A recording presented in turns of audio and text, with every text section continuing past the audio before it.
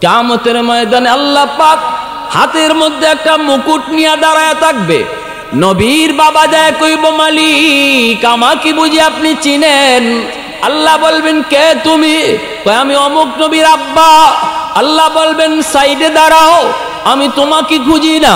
আরেকজনে কইব, আল্লাহ আমি অমুক নবীর মা। আল্লাহ বলবে, আমি তোমাকেও চিনি না। এইভাবে আল্লাহ সবাইকে সাইড করায় দিবে।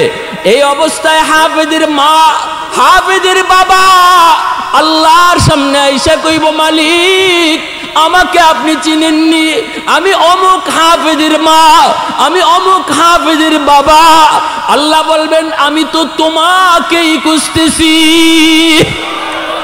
আওয়াজ দিয়া কও না সুবহানাল্লাহ। আরো জোরে মালিকের নাম সুবহানাল্লাহ। আল্লাহ নামের ভিতরে কত মজা, কত মজা। ইব্রাহিম খলিল আল্লাহ নামের পাগল হয়ে তিনি খলিল হয়েছেন, বন্ধু হয়েছেন। ফেরেশতারা কয়, আল্লাহ ইব্রাহিম তোমার বন্ধু হলো কেমনে? ইব্রাহিম তোমার বন্ধু হলো কেমনে? আল্লাহ কয়, পরীক্ষা করতে চাও বুঝি? বলে হ্যাঁ। কয়, তাহলে যাও, আমার খলিল ছাগল রাখালি করে। মরুভূমিতে আমার খলিল আমার বন্ধু ছাগল রাখালি করে। পরীক্ষা করতে মন চায়, যাও, যায় পরীক্ষা করো। আল্লাহু আকবার। মানুষ রূপী ফেরেশতা ইব্রাহিম খলিলের পাশ দিয়ে চলে যান, আর আল্লাহ পাকের নামের একটা জিকির করেন, সুবহানাল মুলকি ওয়াল মালাকুত যাল ইজ্জতি ওয়াল আজমতি ওয়াল কিবরিয়া ওয়াল জাবারুত। এত সুন্দর করে আমার আল্লাহর নাম, ফেরেশতা মানুষ রূপী তিনি এইভাবে আল্লাহর নামটা জপে জপে যাইতেছেন। ইব্রাহিম খলিলের কানের মধ্যে আল্লাহ পাকের নামের আওয়াজটা আসা মাত্রই দৌড় দিয়া পাগলের মতো ওই মানুষ রূপী ফেরেশতার কোমর জড়ায় কয়, কে গো তুমি? আমার মাশউকের নাম এত মজা করে, এত মজা করে তুমি নিতেছো, আরেকটা বার তুমি আমাকে এই নামটা শোনাও, কারণ আমি এই নামের পাগল, আমি এই নামের বড় আশিক। ফেরেশতায় কয়, বিনিময় লাগবে, বিনিময় ছাড়া আমি এই নাম কাউকে শোনাই না। ইব্রাহিম খলিল কয়, আমার ছাগল পালের অর্ধেক ছাগল দিয়ে দিব, বিনিময়ে শুধু আমার আল্লাহর নাম একবার শোনাও। ফেরেশতা কয়, সুবহানাল মুলকি ওয়াল মালাকুত যাল ইজ্জতি ওয়াল আজমতি ওয়াল কিবরিয়া ওয়াল জাবারুত। অর্ধেক ছাগলের পাল ইব্রাহিম খলিল দিয়া দিলেন। এইবার ফেরেশতা আবার চলে যেতে চায়, ইব্রাহিম খলিল যেতে দেন না। আবারও কোমর জড়ায় ধরে কয়, ভিক্ষা চাই, আরেকটা বার এই নামটা শোনাও। এই নামের ভিতরে এত মজা, এই নামের ভিতরে এত মায়া, এই নামের ভিতরে এত জাদু, এই নামের ভিতরে এত আকর্ষণ, আকর্ষণ। আরেকটা বার তুমি আমাকে আমার মাশউকের নামটা শোনাও। ফেরেশতা তখন কয়, বিনিময় লাগবে। ইব্রাহিম খলিল কয়, আমার ছাগল পালের বাকি অর্ধেক দিয়া দিলা। ফেরেশতা বিনিময়ে আরেকবার নামটা শুনে দিলেন। এইবার ফেরেশতা চলে যেতে চান, ইব্রাহিম খলিল যেতে দেন না। আবারও কোমর জড়ায় কয়, আরেকবার শোনাও। ফেরেশতায় কয়, এখন কি দিবেন? এখন তো কিছুই নাই, দিবেন কি? বিনিময় সারা তো আমি নাম শোনাই না।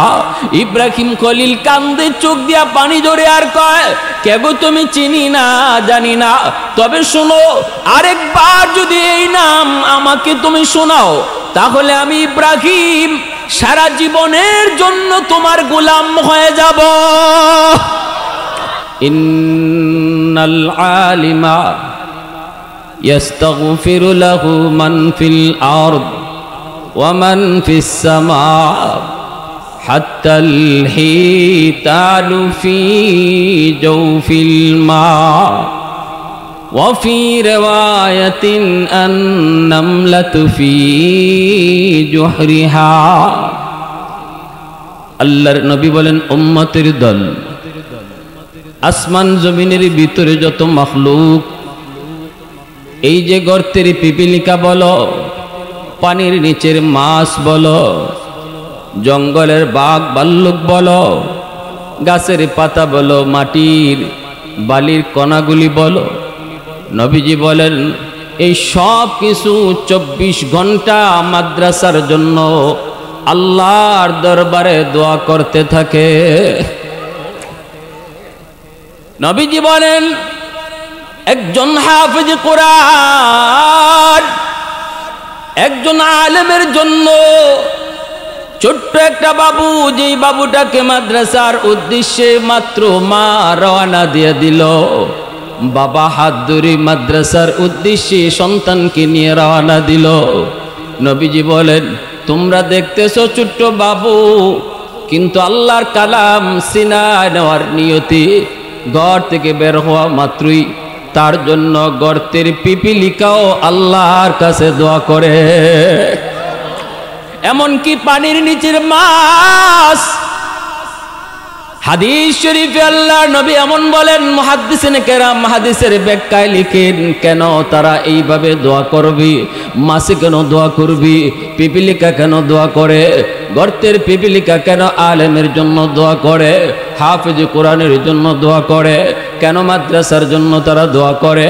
কারণ হলো যতদিন পর্যন্ত মাদ্রাসা থাকবে, যতদিন পর্যন্ত কোরআনের আওয়াজ জমিনের ভিতরে চলবে, ততদিন পর্যন্ত আল্লাহ জমিনকে গজব থেকে হেফাজত করবে। পিপিলিকা কয় মালিক, এই জমিনে বেঁচে আছি ওই মাদ্রাসার ছোট্ট বাবু হাফেজ কোরআনের উসিলায়।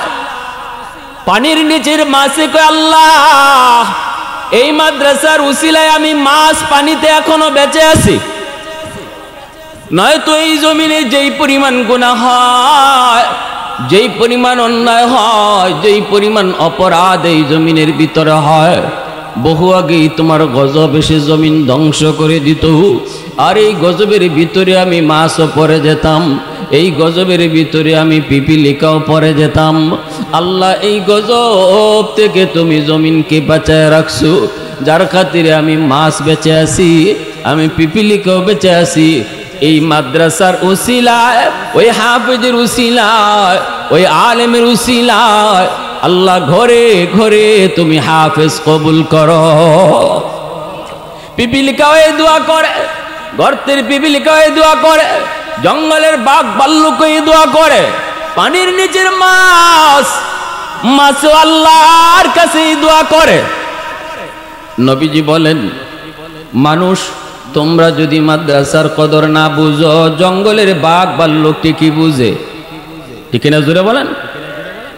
একজন হাফেজের মর্যাদা, এই যে একটা বাচ্চা এখন পাগড়ি নিল, আল্লাহর কালাম সিনার ভিতরে বাহাদুরি করে নেওয়া যায় না, ঠিক কিনা জোরে কোন?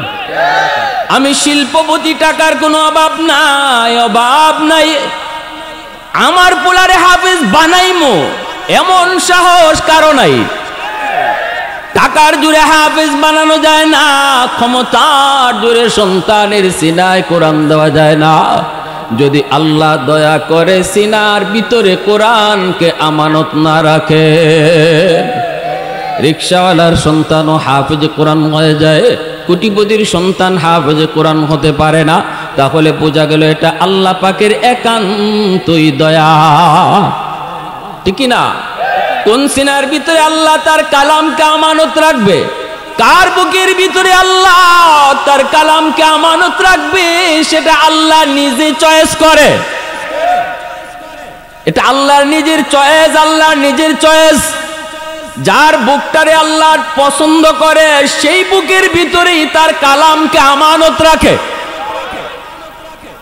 এজন্য সন্তান মাদ্রাসায় দিলেই শেষ না, মাকে বাবাকে চোখের পানি জড়ায় জড়ায় আল্লাহর দরবারে কাঁদতে হবে, মালিক আমার কাজ আমি করেছি, বাকিটা তোমার কাজ, ঠিক কিনা জোরে বলো। আল্লাহ আমার কাম আমি করেছি, সন্তান হাতে ধরে মাদ্রাসার বারান্দায় এনে ভর্তি করায় দিছি, এইবার তার সিনায় তোমার কালাম আমানত রাখা সেটা তোমার কাম। চোখের পানি জড়ায় জড়ায় যেই বাবা যত কাঁদবে, যেই মা যত কাঁদবে, তার সন্তানের সিনায় আল্লাহ তত সহজে কোরআন রেখে দিবে। এ ভাই, সব কিছু বাহাদুরি করে হয় না, এজন্য আল্লাহ পাক রব্বুল আলামিন কিয়ামতের ময়দানে আল্লাহ পাক আজকে যেই ছেলেটা তার মাথার মধ্যে পাগড়ি পরলো, মাথায় পাগড়ি পরলো, আমরা তার মাথায় পাগড়ি পরায় দিলাম। আজকে আপনারাও দেখলেন, আপনারাও পাগড়ি পরায় দিলেন, কিন্তু ভালো করে মনে রাখবেন তার ওই মা ওই বাবা, যেই মা যেই বাবা দুনিয়ার মানুষের তালে তালে পইরা সন্তানকে স্কুলে নিয়ে যায় নাই, সন্তানকে কলেজের দিকে নিয়ে যায় নাই, সমাজের আরো 20টা ছেলে 50টা ছেলে 90টা ছেলে স্কুল কলেজের দিকেই তারা গিয়েছে, মা বাবা স্কুল কলেজের দিকেই নিয়ে গেছে, ভবিষ্যতের চিন্তায় সরকারি চাকরি করবে, এইভাবে টাকা পয়সা কামাই করবে। সমাজ চলতেছিল একদিকে, কিন্তু তার মা ওই হাফেজ কোরআনের মা তার বাবা সমাজের তালে তালে চলে নাই, আল্লাহকে খুশি করার জন্য দারুস সুন্নাহ মাদ্রাসায় ভর্তি করেছে। কারণ সন্তান হলো আখিরাতে বাপ মার পুঁজি, ঠিক কিনা জোরে বলেন? সন্তান হলো আখিরাতের ময়দানে বাপ মার পুঁজি। এই চিন্তা করে যেই মা যেই বাবা সমাজের স্রোতের তালে তালে না চইলা উল্টা দিকে চললো, উল্টা দিকে চললো আল্লাহকে খুশি করার জন্য, কিয়ামতের ময়দানে আল্লাহ পাক হাতের মধ্যে একটা মুকুট নিয়ে দাঁড়ায় থাকবে। নবীর বাবা যায় কইব, মালিক আমাকে বুঝি আপনি চিনেন? আল্লাহ বলবেন, কে তুমি? কয় আমি অমুক নবীর আব্বা। আল্লাহ বলবেন, সাইডে দাঁড়াও, আমি তোমাকে খুঁজি না। আরেকজনে কইব, আল্লাহ আমি অমুক নবীর মা। আল্লাহ বলবে, আমি তোমাকেও চিনি না। এইভাবে আল্লাহ সবাইকে সাইড করায় দিবে। এই অবস্থায় হাফেজের মা হাফেজের বাবা আল্লাহর সামনে আইসা কইব, মালিক আমাকে আপনি চিনেননি, আমি অমুক হাফেজের মা, আমি অমুক হাফেজের বাবা। আল্লাহ বলবেন, আমি তো তোমাকেই খুঁজতেছি। আওয়াজ দিয়া কও না সুবহানাল্লাহ, আরো জোরে মালিকের নাম সুবহানাল্লাহ। আল্লাহ নামের ভিতরে কত মজা, কত মজা। ইব্রাহিম খলিল আল্লাহ নামের পাগল হয়ে তিনি খলিল হয়েছেন, বন্ধু হয়েছেন। ফেরেশতারা কয়, আল্লাহ ইব্রাহিম তোমার বন্ধু হলো কেমনে? ইব্রাহিম তোমার বন্ধু হলো কেমনে? আল্লাহ কয়, পরীক্ষা করতে চাও বুঝি? বলে হ্যাঁ।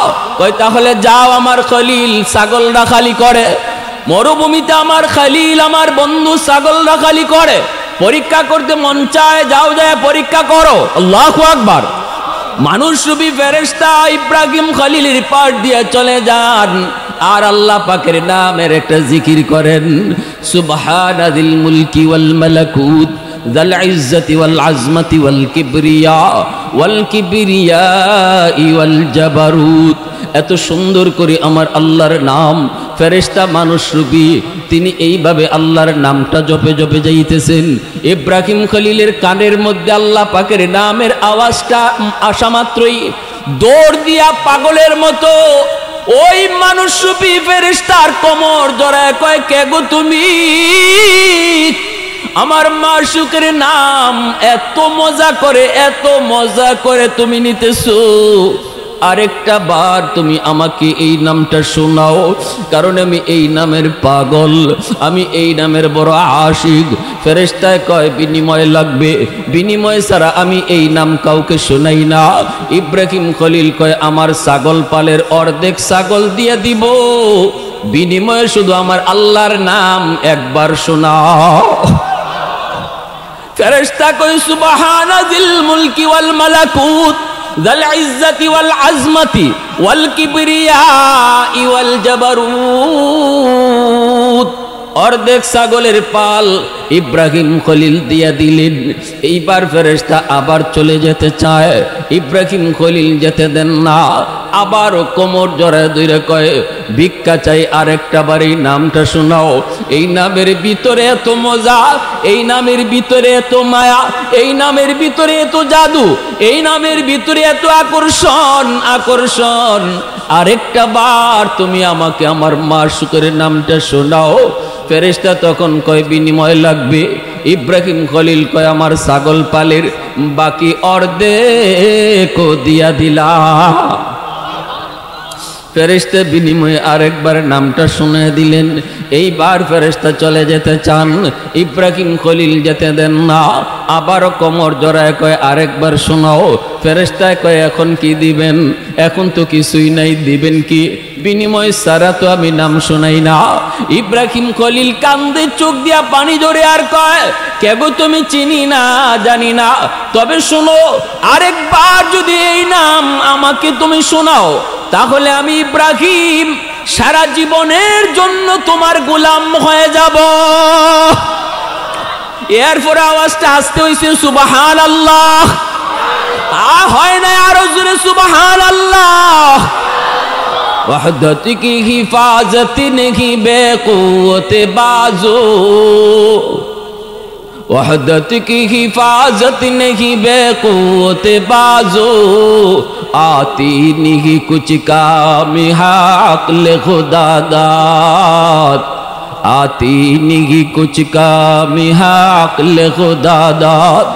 ऐ मर्द खुदा तुझको क़ुव्वत नहीं हासिल, जा बैठ किसी गार में अल्लाह को कर याद, जा बैठ किसी गार में अल्लाह को कर याद। ये सच है कि बातिल की तरफदार नहीं हम, गद्दार न समझो हमें गद्दार नहीं हम, गद्दार न समझो हमें गद्दार नहीं हम। फूलों की तरह नरम मिजाज अपना है नाज़ार, हम तीर नहीं नेज़ा वो तलवार नहीं हम तीर नहीं नेज़ा वो तलवार नहीं हम।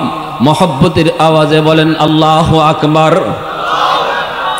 এজন্য বলতেছিলাম আমার ভাই, আল্লাহ পাক রব্বুল আলামিন হাসরের ময়দানে বলবেন কে নবীর বাবা, কে নবীর মা। এই পরিচয় আমি জানতে চাই না। আমি একটা নূরের মুকুট নিয়ে দাঁড়িয়ে আছি। হাফেজের বাপ মাকে তালাশ করি, আলেমের মা বাবাকে তালাশ করি। আল্লাহ পাক তখন ওই হাফেজের মা বাবার মাথায় আল্লাহ নিজের হাতে পাগড়ি পরায় দিবে। হাদিস শরীফে আল্লাহর রাসূল বলেন মান কারা আল কোরআন ওয়া আমিলা বিমা ফিহি উলবিসা ওয়ালিদাহু তাজান ইয়াউমাল কিয়ামা দাউহু আহসানু মিন দাউইশ শামস। এই মুকুটের পাওয়ার, এই পাওয়ার সূর্যের পাওয়ারের চেয়েও বেশি হবে। আল্লাহ তখন মুকুট পরাবে আর বলবে ওই দিন তোমার সন্তানের মাথায় পাগড়ি পরাইছিল এলাকার মানুষ, আর আজ আমি আল্লাহ তোমাদের মাথায় পাগড়ি পরায়া দিলাম। সন্তানের মাথায় পাগড়ি পরায় দুনিয়ার মানুষ, আর বাপ মার মাথায় পাগড়ি পরায় কে? আওয়াজ আসতে কেন পিছনের বাইরা জোরে কও, বাপ মার মাথায় পাগড়ি পরায় কে?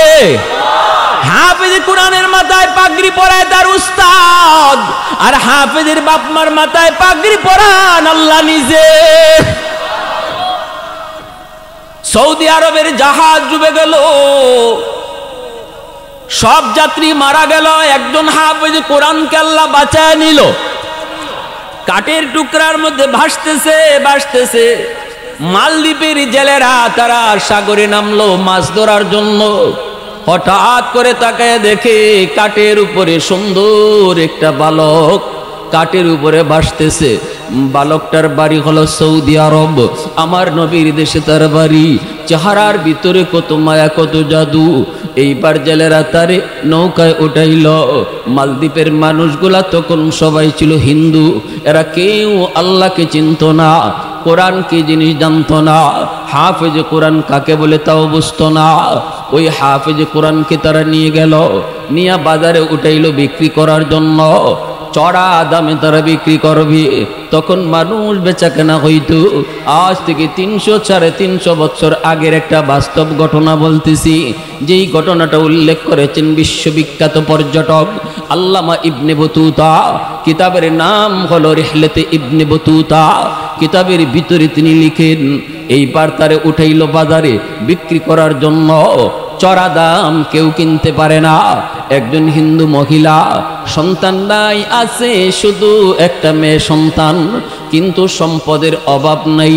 ওই মহিলা খবর পেয়ে বাজারে হাজির হলো, একটা ছেলে আমার বড় দরকার, আমি সন্তান বানায় তারে পালবো, আমি সন্তান হিসাবে তারে রাখবো, আমাকে মা মা কয়া ডাকবি। এই বইলা সে চড়া দামে কিনে নিয়ে গেল। এইবার হাফেজ কোরআন সে ওই মহিলাকে মা কয়া ডাকে, বোনটারে বোন কয়, বোনও তারে ভাইয়া কয়। এইভাবেই চলছে, এইভাবেই চলছে, এইভাবেই চলছে। হাফেজ কোরআন পরিচয় দেয় না সে যে একজন হাফেজ, কইলেও বুঝে না।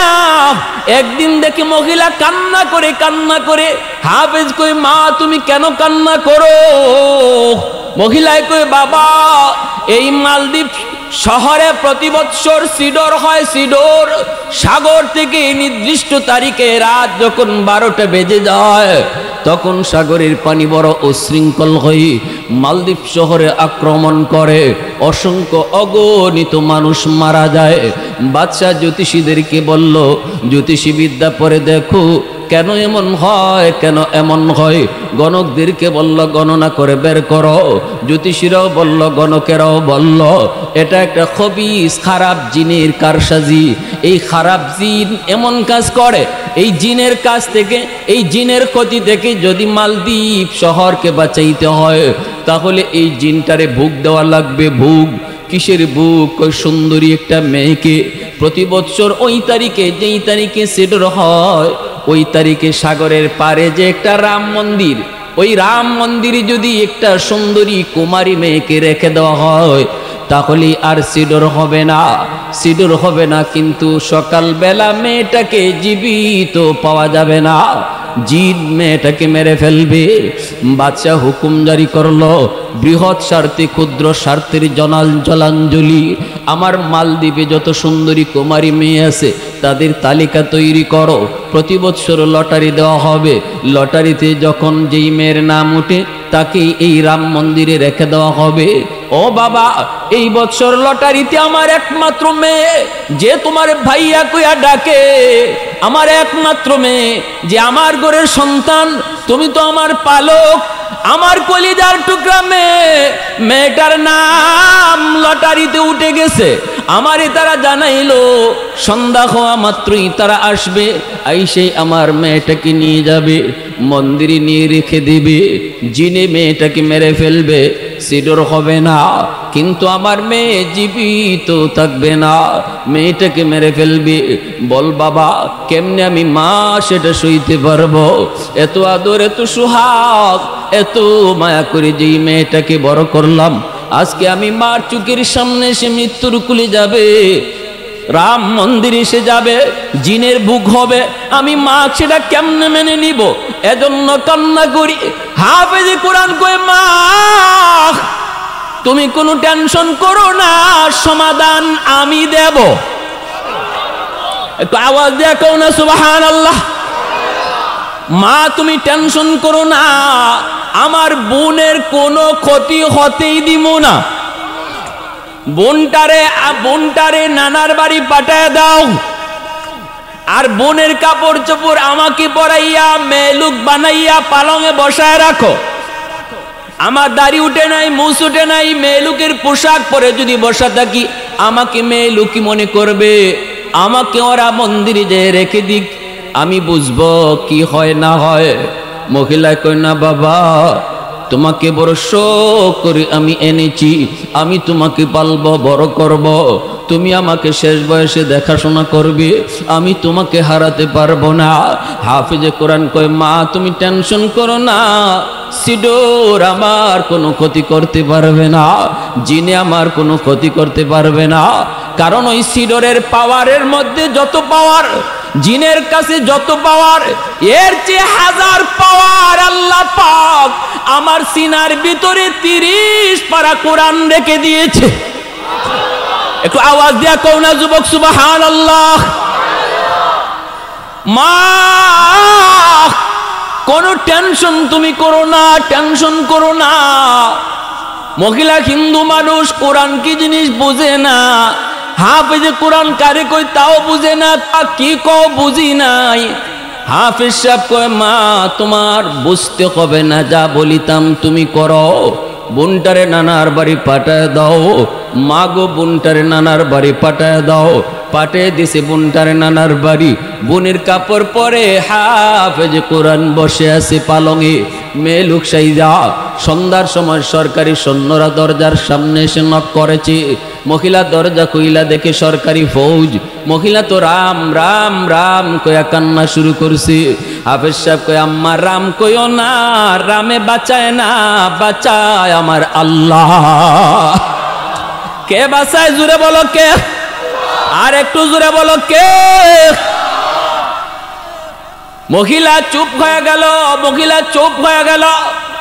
এইবার দেখা যায় সরকারি সৈন্যরা ঘরে ঢুইকা তারা পালঙের উপরে বসা দেখতেছে একটা মেয়ে। বলুন তো মেয়ে না ছেলে? এ পিছনের বাইরা হুশ আসেনি, মেয়ের মেয়ে না ছেলে? এইবার কয় এত সুন্দর মেয়ে, হায়রে আমরা তো মালদ্বীপে এত সুন্দর মেয়ে দেখি নাই। সুন্দর তো হবেই, কারণ সে তো মালদ্বীপের না, সে হলো আমার নবীর দেশের। ঠিক কিনা জোরে বলো? চেহারা তো সুন্দর হবেই, চেহারার মধ্যে তো নূর থাকবেই, আকর্ষণ থাকবেই। এইবার সরকারি সৈন্যরা কয় এত সুন্দর মেয়েটাকে আজকে আমরা জিনের ভোগ বানাবো, কিন্তু কিছু করার তো নাই, সরকারের আদেশ। চলো। হাফেজ সাহেব কই আমাকে ধরা লাগবে না, আমি নিজেই তোমাদের সাথে যাব। সুবহানাল্লাহ জোরে কন্যা, আরো জোরে কন্যা সুবহানাল্লাহ। আল্লাহর কালামের পাওয়ার আসেনি না নাই? আল্লাহর কোরআনের পাওয়ার আসেনি না নাই? কিরম পাওয়ার শুনবার ইচ্ছা কার কার আছে একটু হাত তুলে আল্লাহকে দেখান। আল্লাহ কবুল করো, জোরে বলি আমিন, আরো জোরে বলি আমিন। ये जिक्र खुदा दिल में सदा रखने दिया कर, ये जिक्र खुदा दिल में सदा रखने दिया कर, और नक्श खुदा दिल में जमा रखने दिया कर। मुर्शिद की नजर गाज़ बसर से न होती है, क्या खुश नजरी खुश नजरी खुश नजरी है, क्या खुश नजरी खुश नजरी खुश नजरी है। दिल तोड़ के दिल जोड़ दिया सबका खुदा से, क्या दिल शिकानी दिल शिकानी दिल शिकानी है, क्या दिल शिकानी दिल शिकानी दिल शिकानी है। अल्लाहु আকবার জোরে বলি। এইবার দেখা গেল সরকারি সৈন্যরা হাফেজ কোরআনকে নিয়ে রওনা দিয়ে দিল। যাইতেছে যাইতেছে মন্দিরে রেখেই ওরা চলে আসলো। যেই মাত্র সরকারি সৈন্য মন্দিরে রেখে চলে আসবে, হাফেজ সাহেব মন্দিরের ভিতরে ঢুইকা মেয়ে লোকের পোশাক ফালাইয়া, ভিতরে তার জুব্বা, এই জুব্বা পইরা, হাতে ছিল তার জায়নামাজ, জায়নামাজ মন্দিরের ভিতরে বিছায়া দিল। তাম দুনিয়াকে আল্লাহ পাক মুসলমানের জন্য মসজিদ বানায়া দিছে, ঠিক কিনা জোরে বলেন? এই উম্মতের জন্য তাম দুনিয়ার প্রতিটা জমিন হলো মসজিদ। মুসা নবীর উম্মত মসজিদ নির্ধারিত মসজিদে নামাজ পড়তে হতো, নইলে নামাজ হইতো না। ঘরে নামাজ পড়লে নামাজ হইতো না, হাওরে নামাজ পড়লে নামাজ হইতো না, গাড়িতে নামাজ পড়লে নামাজ হইতো না। কিন্তু আমার আপনার নবী আল্লাহর কাছে আবদার করে, মালিক আমার পরে কোনো নবী আসবে না, নবুয়তি কাজটাও চালাইবে আমার উম্মত, দাওয়াতের কাজটাও চালাইবে আমার উম্মত। এই দাওয়াতের কাজ চালাইতে যায় তারা কখনো বিমানে চড়বে, কখনো তারা গাড়িতে চড়বে, কখনো তারা হাওরে থাকবে, কখনো তারা বন্দরে থাকবে, নদীতে থাকবে। যদি নামাজের টাইম হয়ে যায় তখন তারা নির্ধারিত মসজিদে কেমনে যায় নামাজ পড়বে। আল্লাহ তুমি আমার উম্মতের জন্য শিথিল করো। তখনই আল্লাহ কয়, বন্ধু যাও, তোমার উম্মতের জন্য স্পেশাল অফার, স্পেশাল অফার। গোটা দুনিয়াটাকে আমি আল্লাহ তোমার উম্মতের জন্য মসজিদ বানায় দিলাম। ক্ষেতের আইলে নামাজে দাঁড়াবে, এই জমির আইলটাও আমি মসজিদ হিসাবে কবুল করে নিব। হাওরের মাঝখানে নামাজে দাঁড়াবে, এই জায়গাটারও আমি মসজিদ হিসাবে কবুল করে নিব। গাড়িতে নামাজ পড়তেছে, এই জায়গাটাও আমি মসজিদ হিসাবে কবুল করে নিব। বিমানে নামাজ পড়তেছে সিটে বইসা, আমি আল্লাহ দেখতেছি, ওই জায়গাটারও আমি মসজিদ হিসাবে কবুল করে নিব। একটু আওয়াজ দিয়ে কও সুবহানাল্লাহ। এ যুবক কপাল পাইছো, কপাল। কপাল পাইছো কপাল, কিন্তু সবার কপালে সব সয় না। এত বড় কপাল আমরা পাইছি, এই নবীর উম্মত, এত বড় উম্মত, এত দামি উম্মত, কিন্তু কপালে সব সয় না। আজকে তোমারে দেখলে নবীর উম্মত হিসেবে বোঝা যায় না। না না, তোমার চুলের কাটিং, তোমার দাড়ির কাটিং, তোমার পোশাকের কাটিং দেখলে আমার নবীর উম্মত তোমারে বোঝা যায় না। একটু কি কলিজায় ব্যথা লাগে না? মুসা নবী তুর পাহাড়ে যায়, কাল্লা তুর পাহাড়ে তুমি আমার সাথে কথা বলছো, তুকাল্লিমু মাই হাল তুকাল্লিমু আহাদান গাইরি। আল্লাহ তুমি আমার সাথে তুর পাহাড়ে কথা বলতেছো, এজন্য আমারে কালিমুল্লাহ উপাধি দিছো, কিন্তু আমার পরে আর কারো সাথে তুমি দুনিয়ার থেকে কথা কইবানি। আল্লাহ কয় মুসা, তোমার পরে একটা উম্মত আসবে, সায়াতি উম্মাতুন, এমন একটা উম্মত দুনিয়াতে আসতেছে তোমার পরে, ওই উম্মতের সাথে আমি আল্লাহ এমন ভাবে কথা বলবো, তোমার সাথে যখন আমি কথা বলি তোমার আমার মাঝখানে পর্দা থাকে, পর্দা, কিন্তু ওই উম্মতের সাথে যখন কথা বলবো তখন আমার আর তাদের মাঝখানে কোনো পর্দা থাকবে না। লাইসা বাইনাহুম ওয়া বাইনি হিজাব, তাদের মাঝে আর আমার মাঝে পর্দা থাকবে না। মুসা নবী কয়, মালিক এরা কোন উম্মত? আল্লাহ কয়, বন্ধুর উম্মত। সুবহানাল্লাহ, জোরে কও না। উম্মতে আহমদ, উম্মতে মুহাম্মদ, উম্মতে আহমদ, উম্মতে মুহাম্মদ, এরা আমার বন্ধুর উম্মত। মুসা নবী কয়, মালিক কেমনে এরা তোমার সাথে কথা কইব? আল্লাহ পাক কই, যখন নামাজে দাঁড়াইব তখনই কথা কইব। মুসাল্লি ইউনাজি রব্বাহ, নামাজি নামাজে দাঁড়াইলেই আল্লাহর সাথে কথা কয়। মুসা নবী কয়, আল্লাহ নামাজে দাঁড়াইয়া ওরা কথা কয়, কিন্তু তুমি কেমনে কথা কইবা? আল্লাহ কয়, আমার এই বন্ধুর উম্মত যখন কোরআন তেলাওয়াত করবে তখন আমি কথা বলবো। নামাজে নামাজি কথা কয়, আর কোরআন তেলাওয়াত করলে আল্লাহ নিজে কথা কয়। সুবহানাল্লাহ, জোরে বলো। কিন্তু আজকে বড় দুর্ভাগ্য, নবীর উম্মত কোরআন তেলাওয়াত এখানে কয়জনে জানি? হিসাব করলে দেখা যাবে তেলাওয়াত জানি না।